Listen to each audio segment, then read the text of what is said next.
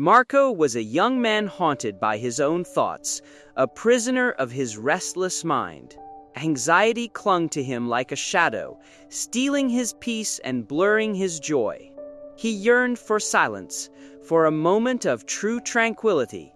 He had heard whispers of an old man, a former psychologist, who lived in a remote village nestled high in the mountains. This man, they said, possessed secret to inner peace.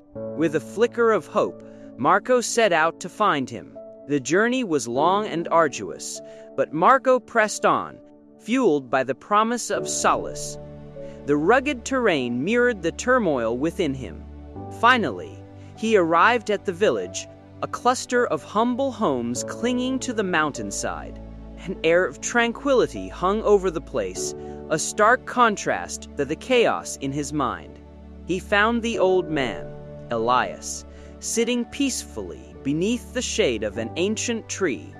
His eyes radiated a gentle wisdom that calmed Marco's anxious heart. "I seek peace," Marco confessed, his voice trembling.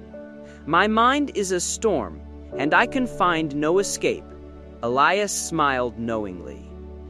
"Peace is not found by escaping the storm, young one, but by calming the mind within it." He handed Marco a glass filled to the brim with water. "Your task is simple," Elias said. "Carry this glass across the village without spilling a drop." Marco, confused but determined, accepted the challenge. He focused intently on the glass, his brow furrowed in concentration. He began to walk, his steps slow and deliberate, his every muscle tense. The world around him faded into a blur as he concentrated solely on the glass. He navigated the cobblestone streets, carefully avoiding every bump and obstacle. His heart pounded in his chest with each precarious step. A gust of wind threatened to topple the glass, but Marco steadied himself, his determination unwavering. Children laughed and played nearby, but Marco remained oblivious, his focus absolute. He passed gardens bursting with color, fragrant flowers reaching for the sky, yet he saw none of it. Finally, he reached his destination, the glass still full. He presented it to Elias, a sense of accomplishment washing over him. "Well done," Elias said, his voice calm and steady. "But tell me, Marco, what did you see on your journey?" Marco paused, his brow furrowed. I saw nothing," he admitted.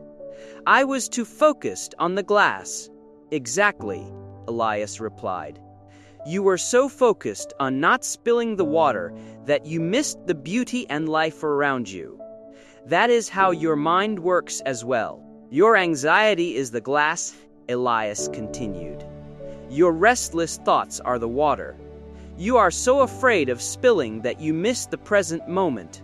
True peace is not found by escaping life, but by being fully present in it," Elias explained. "Quiet the mind and embrace the now." Marco closed his eyes, took a deep breath, and let go of his worries. He focused on the sensation of the air filling his lungs, the warmth of the sun on his skin.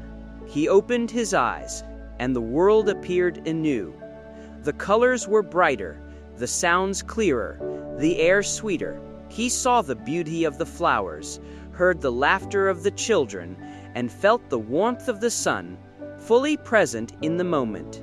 From that day forward, Marco carried no glass, for he learned that true peace lies not in avoiding the spills, but in embracing the journey. He learned to quiet his mind, embrace the present, and find peace not in escaping the storm, but in dancing in the rain.